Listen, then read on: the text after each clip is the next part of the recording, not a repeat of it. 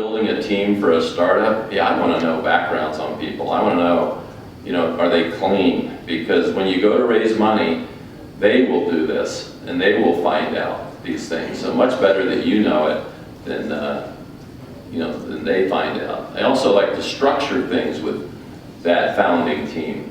Have it on paper. And you know what? You got to figure out how you're going to part company. I would say the odds it's not going to work out with a fellow co-founder or a fellow senior manager that you bring on is high. 50% odds they're not going to be there later. So you got to figure out how you're going to move this person out, and it should be all, as much as you can structure it, on the front end as possible, and it'll make life so much easier for you. Okay, so we've talked a lot about our internal team. The other component of this session is an advisory panel. And an advisory panel is an external team. And just briefly, the purpose of your advisory panel is to surround yourself with people where you need expertise. Let me give you an example.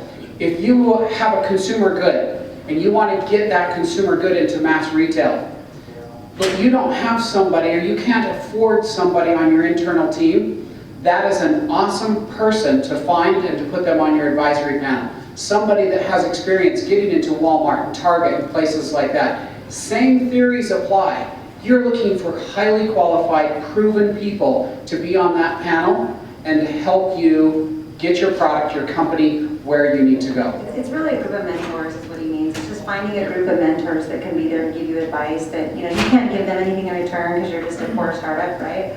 But it's just people that you trust that will give you good advice. Okay, with that, we'll open it to questions. You guys, I'll come to you. Look alive, people, look alive.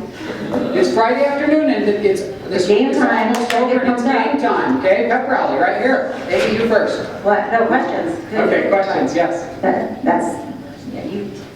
Ooh, look at this handsome man in the Pub's Not Drug shirt. Stand up. That would be my son, everybody. So, for all of you, how much did social media play into the hiring process? Did you use social media when you were hiring at all, or no? So one of the first things we did, and this is probably good for all you kids to know, one of the first things we did before we hired anybody is we checked their Facebook, their Insta, their Twitter before anyone got hired. If we saw anything questionable on those accounts, done. They didn't even get an interview. And it was shocking to see how, I don't want to say the word dumb, but how dumb some people are about what they will put up there. And they don't realize that professionally, we are looking at that stuff. And it will absolutely follow you for the rest of your life. So don't post inappropriate stuff, period. I can't believe how many of you are putting things on Facebook not thinking the employer is going to see this. We look at all that stuff. And it's unbelievable. It's a job-killing thing that you said or that you did, or I don't know, some activity with photos that's not appropriate for most jobs. Oh wow, if they do that, I don't want them on this team. I'd be nervous about that person. So I can't believe social media is a powerful tool to hire. But it's a powerful tool to screen you out. And if you think that we can't get to it because we're not connected to you, yes we can. Trust me. Oh yeah. Okay, you gave some information on what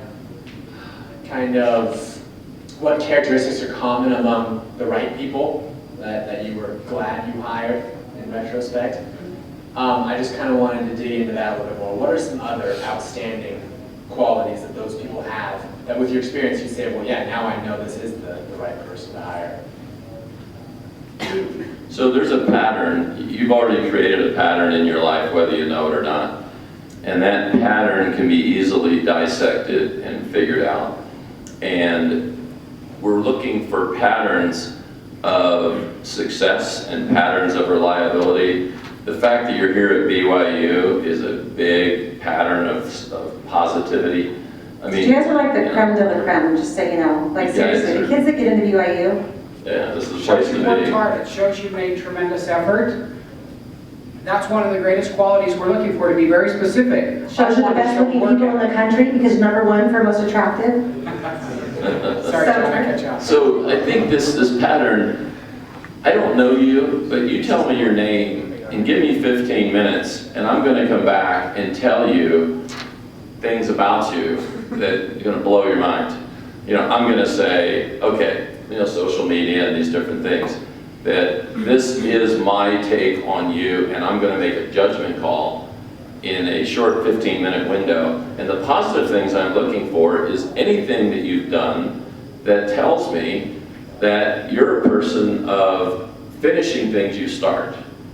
And if you went and served an LDS mission, you know, it means a lot. If you've achieved things at school here, that means a lot. If you're doing things other than academic, so that it shows me you're well balanced, that means a lot. All the things you got admitted into BYU for plays well in the job market. And so I have to admit, I look more for the patterns of positive than I'm looking for negatives. You know, I'm really looking for the patterns of positive. A lot of it too has to do with their optimism as a person, right? So you want people who are going to be optimistic about the future, okay? It doesn't mean that they're going to be unrealistic, but you want people who are going to be optimistic, because if you're working with a negative Nelly every day, it is going to suck the living life out of you.